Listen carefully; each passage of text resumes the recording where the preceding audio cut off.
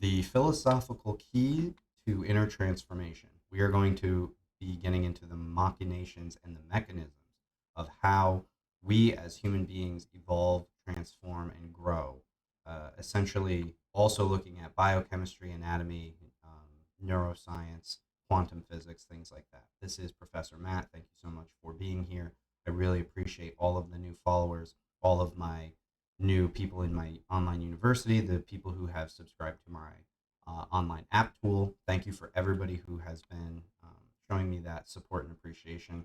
It really, really helps. It really goes a long way because this is really tough to not only uncover all this stuff, but get engaged every single day, make all this content, etc. So what are we talking about here? We're talking about how to control your life. All right. We're talking from a philosophical, psychological perspective, all these different perspectives, quantum perspectives, how to control your life and essentially manifest and create the greatest reality for yourself, right? That's what a lot of you guys are really interested in. That's why you guys want to study a lot of this information. It's really because you're interested in bettering yourselves and also, creating the reality that you want. I would say the creating the reality part, the manifestation part, that really does come after a lot of the hard work is done. Okay, so you have to do a lot of internal work in order to get there. Let's take a look at this. Normally I don't like CNBC or any of the other mainstream platforms of news, but this one they actually got right, so I figured I'd share it. The number one trait of highly intelligent people is not about IQ. Okay, so if you think that you know a lot of things, you're probably actually low IQ. But the real truth of it, if you keep reading and blah blah blah, I'll just spoil it so that we can spare ourselves from this. Is what they call metacognition. I'm not even seeing the word in this. The whole thing goes to talk about what's called metacognition. Okay, and then it quotes some case studies here. Metacognition is the real true indicator of a high achiever, of high performance, high wealth, excuse me, high abundance, high everything. Anything that you're desiring in life comes down to what's called metacognition. What is that?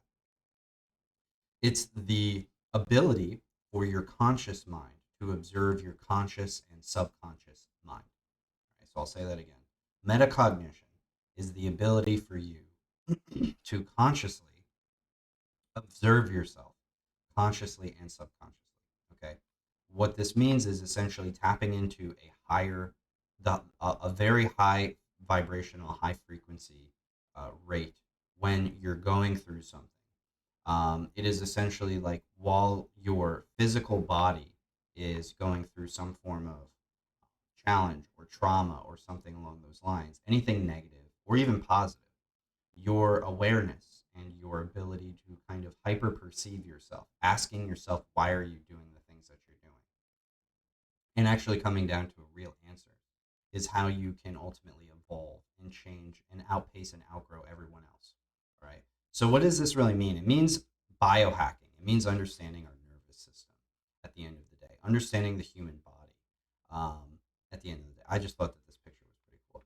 But it's really understanding neurology and how your body truly functions. You're essentially like a main hub with a bunch of little dendrils of a tree, if you want to think of it like tree roots.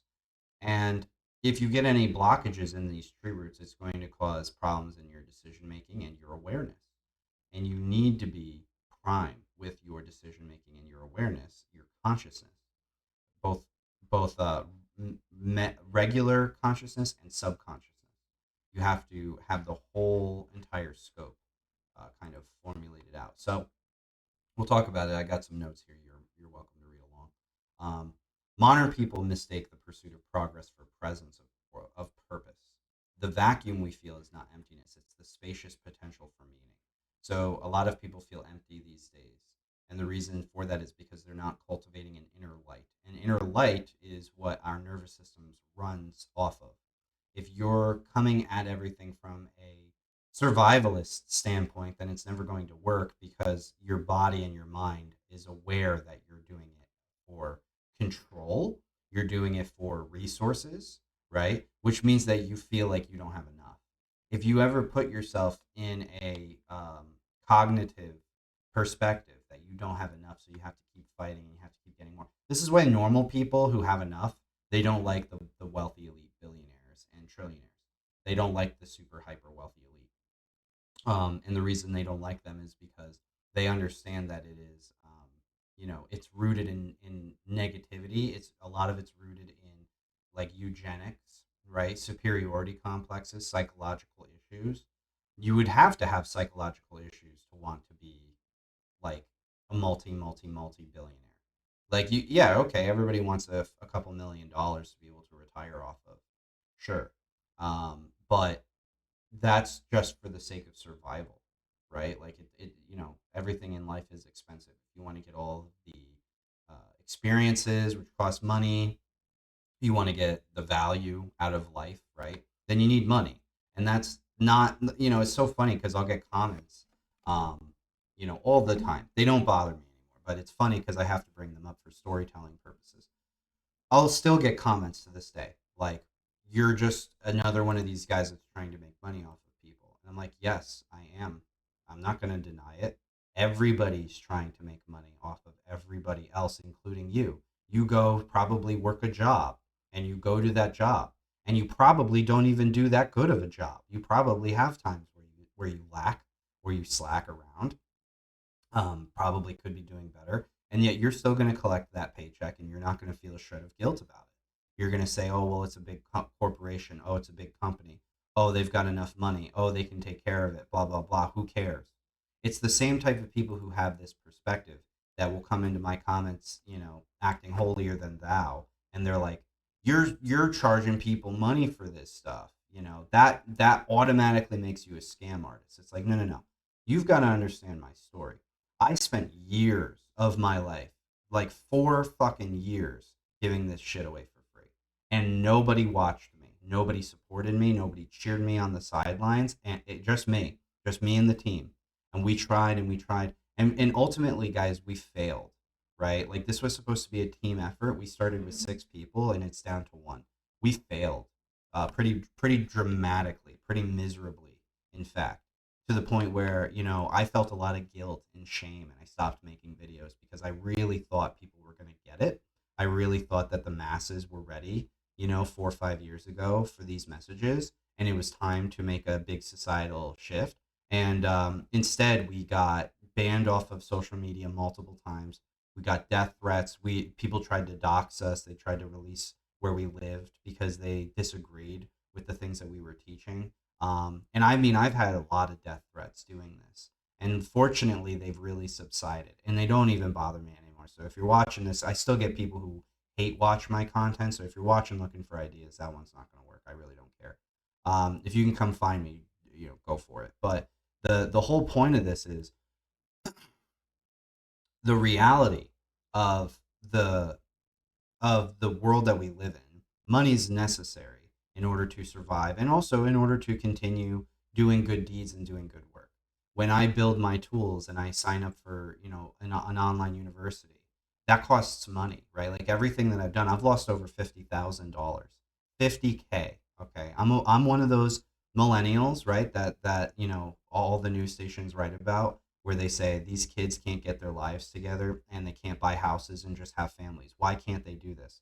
The reason is because I've lost $50,000 trying to teach people older than me and my age so that we could actually have a better society. That's why. It's not because of Starbucks coffees and matchas and green tea lattes or whatever the hell they say. It's not because of anything that is materialistic. It's not any of those. It's purely because I have spent thousands upon thousands, tens of thousands of dollars of my own money trying to make other people get it. And so you might sit there and ask yourself, well, why didn't you give up? That seems a little stubborn. You've already lost the plot. I couldn't help pay my friends. I couldn't buy a house, right? Like, couldn't do any of those things. So why do I keep doing it? It's because this genuinely brings me joy. I know deep in my soul that I do this better than a lot of other people out there. And I know that if you keep working hard, eventually it does pay off. Karma, the laws of karma, really, can't be escaped. So, I'm not trying to get negative at all. I actually am very appreciative of the journey. I'm appreciative of the money that I've lost. I'm appreciative of all of it. I used to be really bitter about it, and I used to be really upset, and I used to blame society. To be honest, I used to blame probably people like you, and I would sit there and I would say, these people just don't get it. They're not intelligent enough to get it. They're not loving enough to get it. And that just wasn't true. It's just that the wrong people were watching my videos. People who wanted to hate watch my content. People who loved watching us fail. They love making other people miserable because they have nothing else going on. And this is why. This is why. So I'm trying to turn this into a message of positivity. I don't feel like I've really made any mistakes in the sense of I just kept sticking to my heart and I kept sticking to my authenticity. And now, because, people are really starting to wake up, I've realized that I was wrong and that it was just that I was not showing my stuff to the right people. And now you guys are here and you guys are the right people. So, again, I just can't stress enough. 7 years, $50,000, anybody would have given up. I didn't. That's the difference because it feeds my soul. It's good for me. This helps people. It genuinely helps people, and I think too. The wrong people never get the wrong people never get the criticism. It's always the people who are struggling and they're working really hard and they're trying their best because people can see when people are weak and they want to be the reason somebody else failed and gave up so that they don't feel so alone. And that's okay. But it's always the same person. It's never a big name person. It's always somebody who has nothing going on, nothing on their page, total anonymous Andy. They don't have any sort of following, which is not important. It just shows that they're not doing anything. There's no work being done. And those people will be the first ones to come on and send the death threats and say things like you're bastardizing Christ, you need to read the Bible, yada yada yada. Or they'll just straight up say you're evil because you're charging people money. It's like, well, okay, you could also go off and buy those thousands of dollars of courses that other people charge, or you can go to my stuff. It's like $30 a month. Pick your poison because it's really not as bad as you think it is. So in essence, the whole point of me bringing this up is because when people don't have something to work towards or to aim towards, they become very negative, right? And I'm sorry for talking about this in such a negative way, but it has to be spoken about because you have to see the real world application of what this looks like. And this, you know who these people are. They're in your family. They're your friends that you know that you shouldn't really be friends with anymore, but you feel bad because you don't want to drop them, right? Because maybe history or whatever. There's tons of people around you who are just very negative and they suck the life and drain the life out of everything.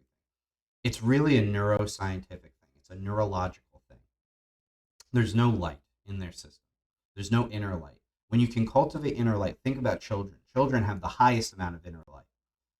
And that's mainly because their genitals don't work, so their entire scope of energy does not have to go that low into the body. It's just between the heart and the brain. That's the majority of where kids' energy is, and their little legs. They're running around, they're throwing shit, being little goobers. But um, it's mainly just like their heart and their mind, right? Which is why they're sometimes a little selfish, but they're also that self-centeredness, I guess you could say. It's really just kind of a protection mechanism at the end of the day.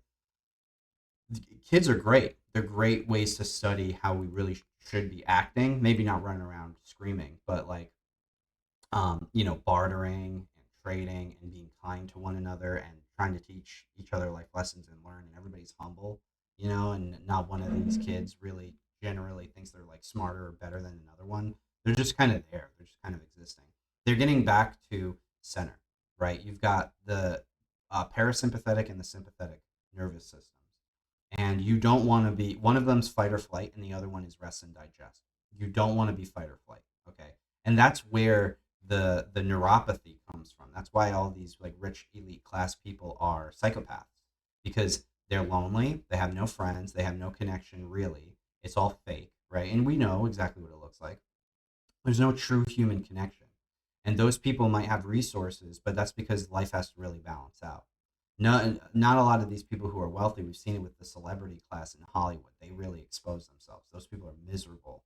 And a lot of them, not all of them, of course, some of them are good people, but a lot of them are miserable, and a lot of them have no soul, have no morals, right? They'll do anything for the cash. And it creates a lot of different stuff, especially that existential vacuum. They feel empty. So, dopamine driven reward loops give temporary satisfaction but suppress serotonin and oxytocin, the neurochemicals tied to fulfillment and connection. In other words, it's never enough. They'll make $10 million, but it won't be enough because they need $100 million. And what they're doing is they're training themselves. And we're basically like robots, guys. You can train yourself into doing anything. You can train yourself to work like a workaholic and run off of be Wolf of Wall Street, run off of drugs and alcohol, sex, and just kind of like you know failingly attempt to feed the system, your body, and try to put yourself into a robotic work mode just so you can get some results. But it never really sticks, right? You'll get arrested if you do that, or something bad will happen. Your spouse leaves you. It says you've changed, right? So life is a balancing game. Yes, money is important, but you also have to balance all the other faculties of life. Socrates called this aporia or aporia, the state of not knowing that precedes true wisdom. In other words, releasing. Okay, you've got to release the things that you can no longer hold control over in your nervous system. These are deeply rooted. So the things that you've wanted for a really long time, sometimes you just got to let them go if you really want them to come to you. Buddhism describes it as dukkha, suffering born from attachment to impermanent things. So Buddhism also talks about the attachment.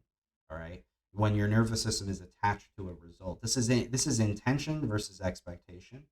Okay, so set intentions. Don't set high expectations. You can have expectations, but the problem is people lead with the expectations and then they always get let down. If I go into a gas station and I say I'm going to buy a lottery ticket, my expectation should be pretty freaking low that that lottery ticket's not going to be a winner. But yet people go in every day expecting to win. Um, and this is a thing where manifestors will be like, yeah, you should expect things. All these new age manifestors, yeah, just like go in and expect it. No, no, no. Set your intention. Your intention is, I am going to go in. I'm going to play the lottery. Don't make an intention whether or not you're going to win or lose. Just say I'm going to play the lottery, and my intention is that I want to spend that money on helping my family. And you're thinking about your family. You're not thinking about the money, and that is going to resonate you on a field that has a much higher likelihood of you actually winning. And you have to do little tiny micro expressions of that same practice over and over again. So the primordial void, the Ein Sof in Kabbalah, the fertile emptiness from which consciousness recreates itself. When we stop filling it, we start hearing it. Okay, so they've talked about silence and how important silence is to our brains. We need silence in order to evolve and heal. The dichotomy of control. All right, this is the dichotomy of control. When you try to dichotomy means like there's two stages to it. When you try to control something, you never will. When you stop trying to control it, you actually do have better control over it, right? It's like, think if you're on a boat and you're holding a mast, right? Like you're holding the flagship, of the boat. If you're trying to brute force the wind against the wind rather than trying to like feel how the wind is trying to drive the boat, then you're just going to crash. But if you go in tandem with the wind and you're flexible, okay, you're flexible enough. This doesn't mean relinquishing all control and just sitting on your ass eating McDonald's watching TV all day. That's not what this means. This means you control yourself with the environment around you. You don't try to control the environment around you, but you do have to control yourself. Focus only on what you can govern, your thoughts, reactions, and intentions.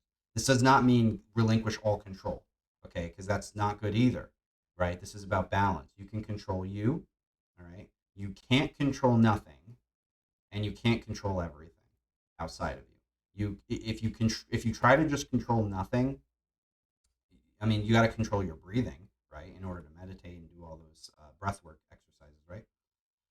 Epictetus, men are disturbed not by things but by the view that they take of them, right? So again, it's perspective. It's cognitive behavioral therapy. How have you been conditioned? That's where metacognition comes in. You've got to be able to observe yourself observing other things.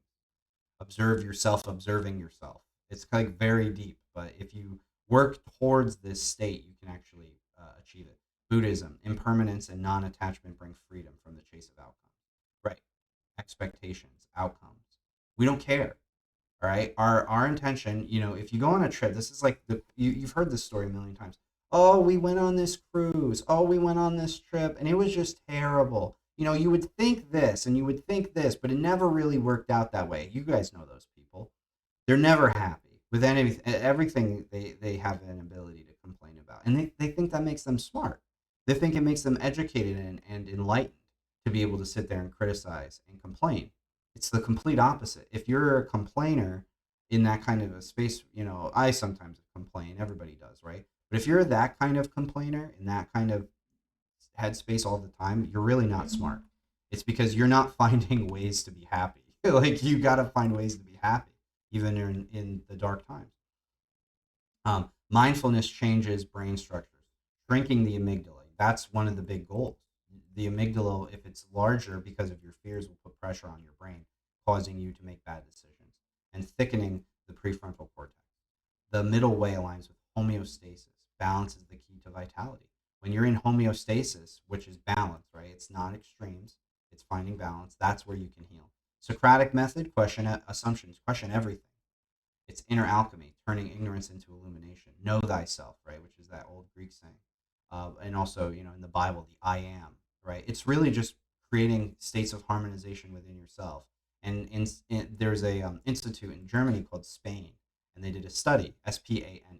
They did a study that heart authenticity is the number one greatest generator of energy within the human body. So if you are authentic, then you are already living a better human life than anybody else because you're happy. And then, of course, we get into shadow integration, which is conquering those darker aspects, which I have some videos on shadow and psychosis and things like that on the channel. So, cultivate an inner resilience through stoicism, mastering mindfulness, Buddhism, practicing self inquiry, Socrates. So, really, again, it's like you got to cultivate the inner principles, right, which is an internal conversation. Practice self inquiry, that's also internal. And mastering mindfulness is internal. But these are all so that you can control the external. Because if you can control how you internally feel, you'll control the external reality.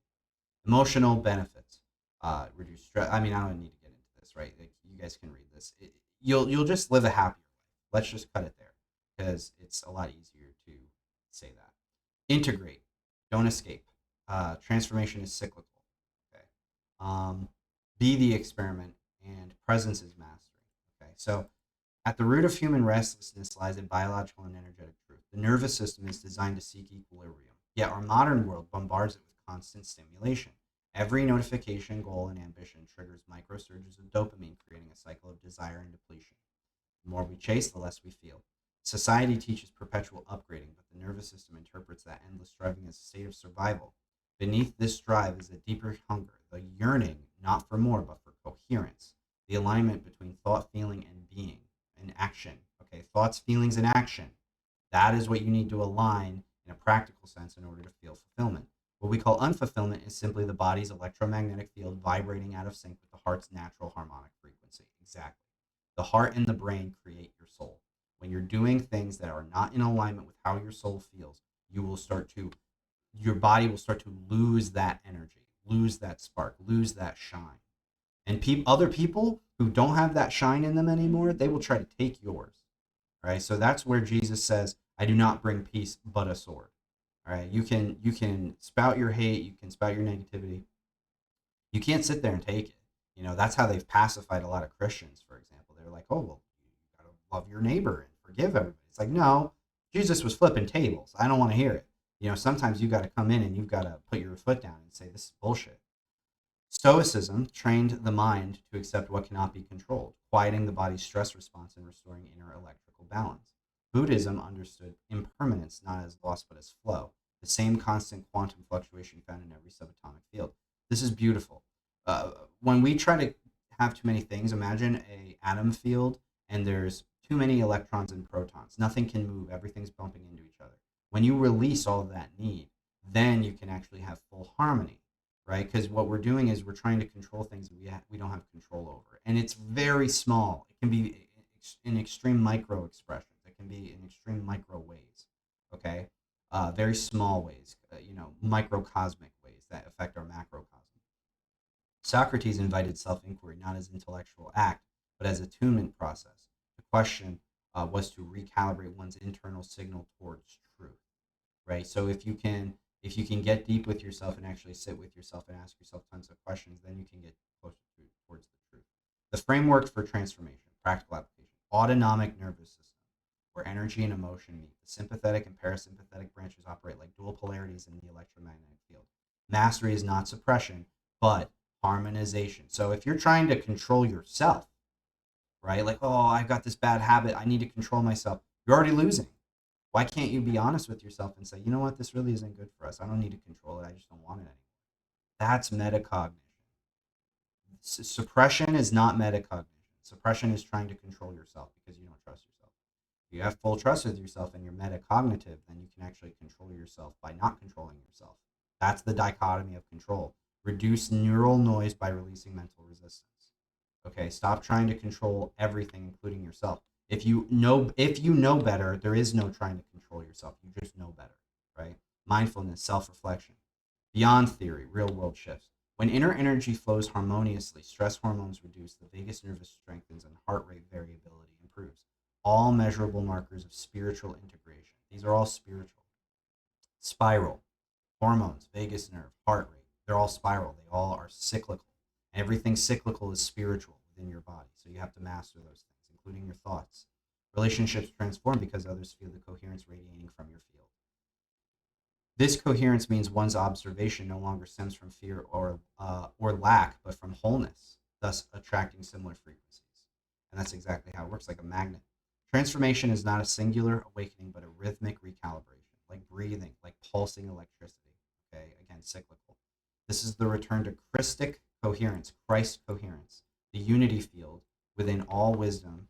Oh, the unity field with all wisdom traditions. When you align with it, perception clears, energy flows, and the illusion of separation dissolves. So that is the major key. All right, it is being self-aware, metacognitive. Okay, observing, putting in that effort, being mindful, trying not to control things, including yourself. It's just being in a state of flow, creating a state of flow where you can just go anywhere, do anything, and be happy.